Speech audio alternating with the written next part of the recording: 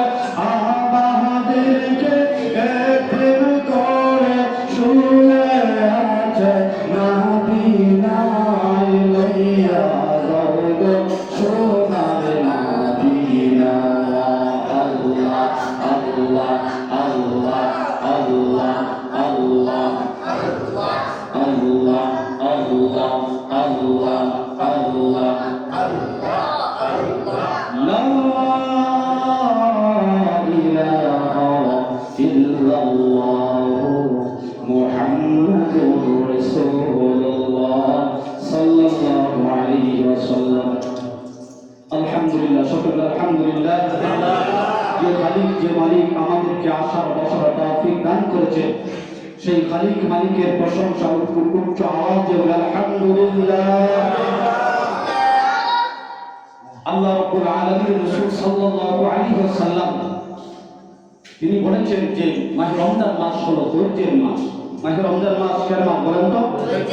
ধৈর্যের মাস। শাহরুস সবর, রমজান মাস হলো ধৈর্যের মাস। রাসূল বলেন ওয়াসসাবরু সাওয়াবুল জান্নাহ।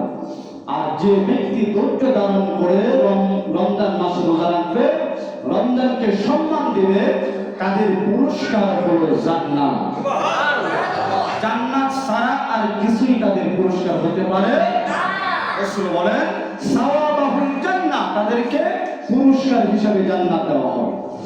আমরা যারা রমজান মাস পেয়েছি, আল্লাহ পাক আমাদেরকে রমজান মাসের সাথে সাক্ষাৎ করেছেন, সেই জন্য লাখ কোটি শুকরিয়া। আমরা সকলেই বলি আলহামদুলিল্লাহ।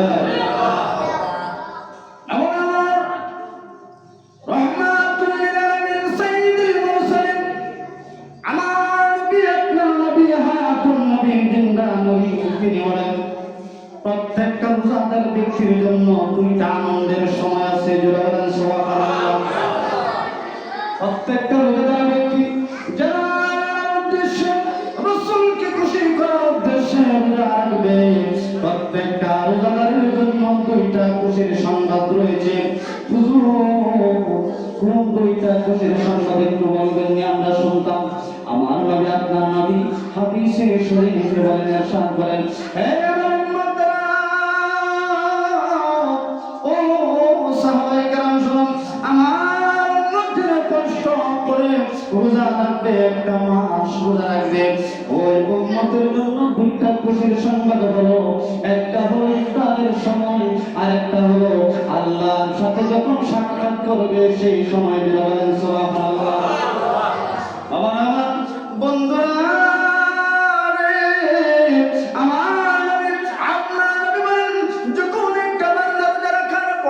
ইফতারের সময় হয়ে যায়, বান্দা সময় মাত্র ইফতার লইবে, একটু সময় এখনো বাকি আছে, বান্দা ইফতার লয় না। আমার আল্লাহ ফেরেশতাদেরকে বলে, ফেরেশতা তাকায় দেখো আমার বান্দার দিকে, যেরকম আল্লাহু আকবার, 1 মিনিট সময় এখনো বাকি আছে। আমার বান্দার ইচ্ছা করলে ইফতার লইতে পারতো, খাইতে পারতো, পান করতে পারতো, কিন্তু আমার বান্দা আমার পরে ইফতার করতেছে না, 1 মিনিট সময় এখনো বাকি আছে। ওই রোজা ভেঙে যায়। এই ফেরেশতারা আমার বান্দা কষ্ট করে রোজা রেখেছে, বান্দা ইফতার লওয়ার সাথে সাথে বান্দার গুনাহগুলো আমি মাফ করে দিব। এই হলো রোজাদারের জন্য একটা খুশির সংবাদ। সুবহানাল্লাহ। তার হাতামি রাসূল বলেছেন দুইটা আনন্দের সংবাদ। এটা আনন্দের না, দুঃখের সংবাদ। সমস্ত রোজাদার ব্যক্তিরা যখন ইফতার করবে, ইফতারের সময় আল্লাহ তাদেরকে মাফ করে দেন।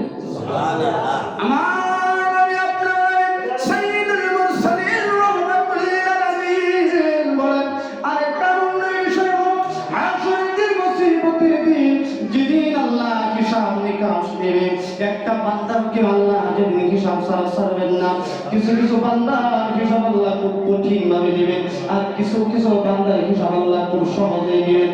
এবার আল্লাহ রাসূল বলেন, হাসরের দিন, মুসিবতের দিন যেদিন কায়েম হবে, রোজাদার ব্যক্তিরা যখন আল্লাহর সম্মুখে হাসরের ময়দানে হাজিরা দেবে, আমার আল্লাহ বলবে, বান্দা আমার উদ্দেশ্যে রোজা রেখেছিলে, বান্দারে এত খাবার পাওয়ার পরেও তোমরা রোজা ভাঙবো নাই, পানি পাওয়ার পরেও তোমরা পানি পান করো নাই রে বান্দা। আজকে হাসরের ময়দানে আমার বন্ধু বলেছিল দুইটা সুখের সংবাদ, খুশির সংবাদ রয়েছিল বান্দা, একটা ইফতারের সময় আর একটা হাসরের সময়। এই হাসরের সময় তোমাদের জন্য আনন্দের বিষয়টা হলো, আমি আল্লাহ ওই যে দেখো তাকাইয়া রায়্যান নামক একটা দরজা আছে রে বান্দা, আমি আল্লাহ তোমাদেরকে হুকুম দিলাম এই দরজা দিয়ে জান্নাতের মধ্যে প্রবেশ করে দাও, জান্নাতের ভিতরে প্রবেশ করে দিও। বলেন সুবহানাল্লাহ। এই দুইটা সংবাদ আমার আপনার জন্য রাসূল বলেছেন খুশির সংবাদ, এই জন্য আমরা খুশি নামে যাই। মাহে রমজান মাস একটি গুরুত্বপূর্ণ মাস। এই মাস যারা রোজা রাখবে, আল্লাহ রাসূল সাল্লাল্লাহু আলাইহি ওয়াসাল্লাম বলেছেন ওই রোজাদার ব্যক্তির জন্য, হাদিস শরীফে আসছে আল্লাহর নবী বলেন যে কষ্ট করে আল্লাহর উদ্দেশ্যে, রাসূল সাল্লাল্লাহু আলাইহি ওয়াসাল্লাম বলেন যে কষ্ট করে রোজা রাখবে, আল্লাহ রাসূল সাল্লাল্লাহু আলাইহি ওয়াসাল্লাম বললেন যে কুল্লা ইয়াউমিন সাবউনা আলফা মালাকিন, ওই রোজাদার ব্যক্তির জন্য সুবহ সাদিক অর্থাৎ সকাল থেকে সন্ধ্যা পর্যন্ত ৭০,০০০ ফেরেশতা রোজাদার ব্যক্তির জন্য মাগফিরাত কামনা করে। একজন ফেরেশতা যেখানে রোজাদার ব্যক্তির জন্য আল্লাহর দরবারে যদি কাকুতি মিনতি করেন, একজন ফেরেশতার দোয়া আল্লাহ কবুল করতে পারে কি পারে না? আরে জোরে বলেন। এই রোজাদার ব্যক্তির জন্য ১০০ না, ২০০ না, ১,০০০ না, ৭০,০০০ ফেরেশতা ইফতারের আগ পর্যন্ত দোয়া করে। এই জন্য আমরা যারা আমরা রোজা রাখি, আমরা যেন এমন ভাবে রোজা রাখি যেভাবে রোজা রাখলে আমাদের রোজাগুলো আপনার আল্লাহর দরবারে কবুল হবে। কেউ যদি রোজা রেখে মিথ্যা কথা বলে, রাসূল সাল্লাল্লাহু আলাইহি ওয়াসাল্লাম বলেছেন কেউ যদি রোজা রেখে মিথ্যা কথা বলে, অশ্লীল ভাষায় গালিগালাজ করে, ওর রোজা রাখাতে আল্লাহর কোনো দরকার নাই। ওর রোজা রাখাতে ওই ব্যক্তির কোনো উপকার হবে না, আর ওই রোজাদার ব্যক্তির জন্য আল্লাহর এই রোজার কোনো দরকার নাই। যেটা বলে নাউজুবিল্লাহ। অর্থাৎ যে ব্যক্তি রোজা রাখার পরে অশ্লীল ভাষায় কাউকে গালিগালাজ করে, মিথ্যা কথা পরিহার না করে, মিথ্যা কথা বলে, বিড়ি সিগারেট তামাক জর্দা বিভিন্ন বিষয়কা বিড়ি সিগারেট তামাক জর্দা খেলে রোজা ভেঙে যাবে। অশ্লীল ভাষায় যদি গালিগালাজ করে অথবা মিথ্যা কথা বলে, এই কারণে তার রাসূল সাল্লাল্লাহু আলাইহি ওয়াসাল্লাম বলেন এরকম রোজাদারের আল্লাহর কোনো দরকার নাই, প্রয়োজন নাই। এখানে রোজা রাখলো, সারাদিন উপবাসীরা থাকলো। অনেকেই আমরা মনে করি যে মাহে রমজান মাস আমরা পাইছি, অনেকে রোজার সময় দেখা যায় যারা একটা হায়রা মূর্খ আগিলা যুগের মানুষ, কিছু মানুষ আছে যে আমরা আপনার রোজার মাসে বিশেষ করে আমরা জর্দা খাই, অনেকে আপনার ফুল ব্যবহার করে, অনেকে দেখা যায় বিড়ি সিগারেট ব্যবহার করে। যাই হোক, যদি এরকম কেউ ব্যবহার করে তাহলে অবশ্যই রোজা হবে না, অবশ্যই রোজা হবে না।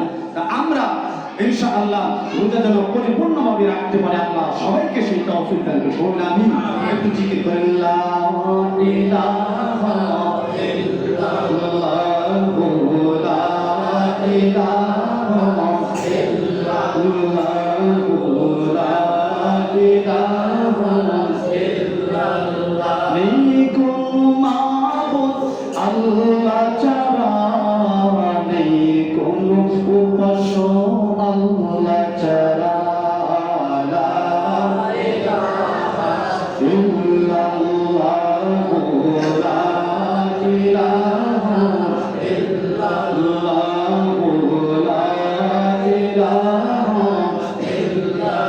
আমার নবী আপনার নবী হাদিসে বলেন কেউ যদি রোজাদার কোনো ব্যক্তিকে খাস করার উদ্দেশ্যে কেউ যদি কামলা লয়, রোজাদার ব্যক্তিরে সে সারাদিনের জন্য কোনো রোজাদার কামলা হিসাবে ব্যবহার করতেছে, লইছে, এরকম আছে না নাই? হুজুর বলেন ও উম্মতেরা শোনো, তোমরা যদি কোনো রোজাদার ব্যক্তিরে কামলা হিসাবে ব্যবহার করো, আর ওই রোজাদার ব্যক্তিরে যদি তোমরা একটু ছাড় দাও, একটু সময় দাও, আল্লাহকে ডাকার জন্য, আল্লাহর ইবাদত করার জন্য একটু সময় দাও, সে একটু বিশ্রামের জন্য এরকম ভাবে যদি সময় দাও, আল্লাহ নবীজি হাদিসে ইরশাদ করেন, এ জগতের মানুষরা, ও আমার মুরব্বি বাবারা শুনেন, আল্লাহ নবী বলেন গাফারাল্লাহু লাহু ওয়া আতাকাহু মিনান নার। কেউ যদি রোজাদার ব্যক্তির কামলা হিসেবে ব্যবহার করে, কাজ করার উদ্দেশ্যে সারাদিন কামলা হিসেবে ব্যবহার করে, এবং তাকে যদি একটু সময় ছাড় দেয়, নামাজের জন্য ছাড় দেয়, আপনার ইবাদতের জন্য ছাড় দেয়, অথবা বিশ্রাম নেওয়ার জন্য ছাড় দেয়, আল্লাহ নবী বলেন এই কাজ করার সাথে সাথে আল্লাহ তার গুনাহগুলো মাফ করে দেন। বলেন সুবহানাল্লাহ। ওয়া আতাকাহু মিনান নারি, আর ওই ব্যক্তিকে জাহান্নাম থেকে মুক্ত দান করেন। বলেন সুবহানাল্লাহ। এই জন্য যারা আমরা কাজ করি, আমরা প্রায় প্রায় 90% লোক আমাদের এলাকায় 90% লোক আমরা কৃষি কাজ করি, তাই কি তাই না? অনেকেই কৃষি কাজের জন্য আমরা অনেকেই আপনার কর্মচারী লই। আমরা এই কর্মচারীগুলোকে আমরা একটু সুযোগ করে দিব আল্লাহকে ডাকার জন্য, একটু সুযোগ করে দেবো তারা একটু বিশ্রাম নেওয়ার জন্য।